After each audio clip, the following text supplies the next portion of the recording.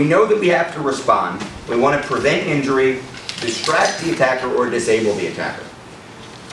But the reality is a lot of people are thinking, wait a minute, I've got a room full of kids, me, and bad guy wearing like the mask with the guns and knives and explosives and demented terror on his mind. How can I do that? How can I disable the attacker? So along with the ideas of how you can use things in your room and you just start thinking about it, I think it's really important to talk about attacker weaknesses.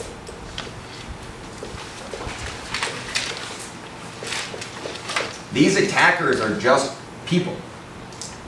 People have weaknesses.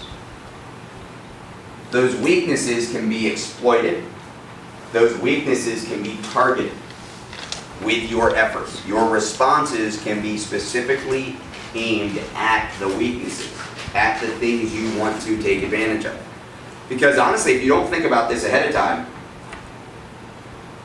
when that guy comes through the door with the shotgun and the mask, I get it. Like that is a, I don't know what to do, I can't believe this is happening moment. But if you thought about it ahead of time, you accept the reality of the fact that it can happen. The bad guy could come through the door with the shotgun. What are his weaknesses? Well, the first one is vision. Okay, bad guy can't see it, it's going to be a lot harder for him to hurt you. We were talking to you in a joke earlier, staple his eye.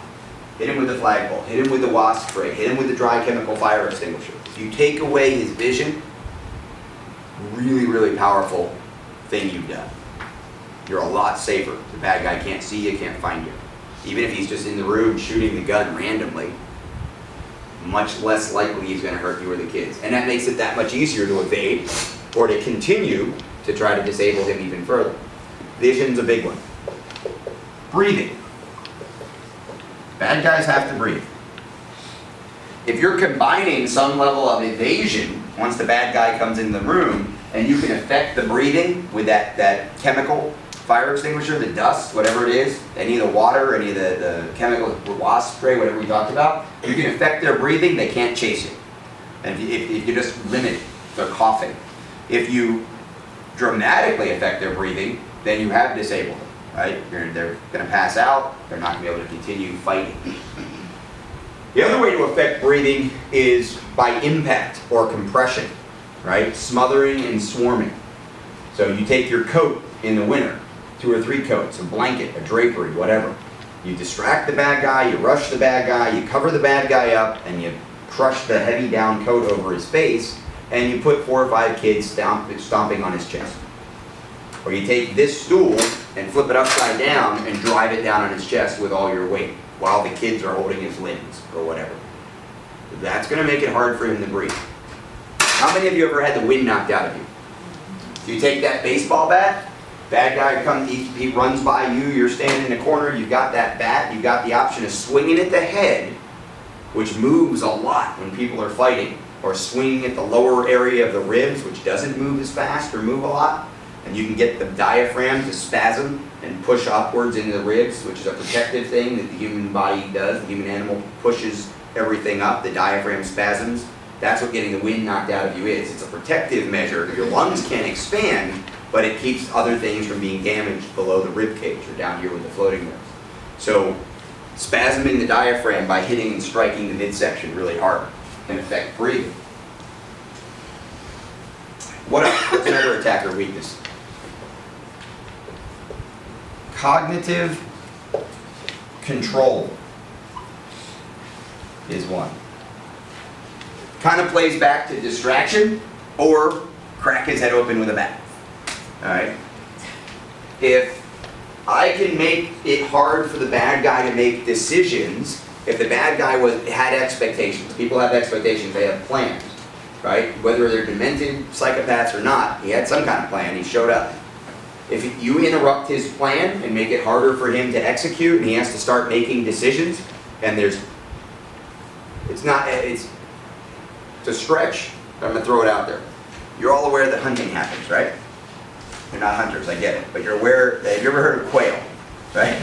All right. Quail are little tiny birds. You ever eaten quail? No. Delicious. Try it. But they're tiny. All right. It's like half a buffalo wing is all the meat on a quail. And they live in coveys. They hang out in little groups called a covey, like a mini flock, I guess. So when you go hunting for them, this really cute dog kind of bounces around and then stops and stares at a bush. And that means there's quail in there. So you go over and you're like, boo. Then they jump out and they flush. And when 4 or 5 or 6 of these quail jump out and you don't pick one and you just shoot at all the quail, you don't eat. Even with the shotgun and the street sweeper and everything you've heard about the blast pattern of a shotgun, you just don't hit it. Now if you pick one and you focus on it and you don't worry about the distraction of the other one because you're hunting and that's what you do and you learn this, you drop it and you do that 4 or 5 or 6 or 7 or 8 times and you might be able to make a sandwich out of a quail. But that's how it's done. That bad guy's waiting for a group of kids huddled in that corner and he gets 5 or 6 or 7 kids running around the room and he has to focus and pick one. You might see this for a second. And that second is what you need to hit him with a chair to do something else. Because you caused a lack of cognitive control. His plan was interrupted, he had to make a complex decision, it's a bunch of overwhelming stimuli, and it gives you the distraction you need to come in and disable him. And then ultimately, if you hit him enough times in the head, he won't even be able to control the fingers, use the tool, all that stuff. So we can take away cognitive control. We can affect mobility. Mobility is a bad guy weakness. If I can take his legs out and drop him, makes evasion easier because it makes it harder for him to get into a position to hurt me or the kids. So if I can hurt his legs, if I can block his path, if I can hit the knees, right? Again, people always say, like, I'm gonna hit the head. Well, the head may be harder to hit than you think, and it moves fast. And if he sees it coming and he flinches, there goes the bat. So let's aim for the body, let's aim for the knees, let's aim for the legs. Put 6 kids on his legs. I get it, it's a guy with a gun, and you're sending kids towards him. If you don't send the kids towards him, they're the train going off the cliff anyway. Send the kids towards him. Affect his mobility, knock him off balance, get him down. And the last piece is the tools. The attacker's tool is a weakness. You can exploit the limitations of the attacker's tool or take the tool away from it, or make it impossible for him to use. Bad guy's got a knife, you've got a big down coat, you wrap it around that arm and hand, it's going to be much harder for him to cut anybody with a knife. Bad guy comes in with a shotgun, you grab the end of the shotgun and push it towards the corner of the room with the cinder block. Guns have to be pointed at you to hurt you. You can control or influence the direction of that gun away from you and the kids. You're buying time. And that sounds scary if you don't know guns. It may sound scary if you know guns, that you're going to go wrestle with a guy with a gun. But honestly, if John had a gun and he was going to attack me, knowing guns really well, I would much rather be standing right here. Because when that gun comes up, I can do something about it when I'm on top of him. I can start staying out of the way, I can push the gun out of the way, I can redirect the gun instead of just question. Go ahead. You keep talking about having the kids go towards him. Yeah. How would you convince scared kids to? You tell them ahead of time. You're not gonna win that fight in the moment. Like, what do you mean ahead of time? Because Tomorrow. it's happening so. Oh, Tomorrow. You mean in training? Yeah. We're gonna get to that training model, how that all works at the end here. I'll be about the last 5-10 minutes.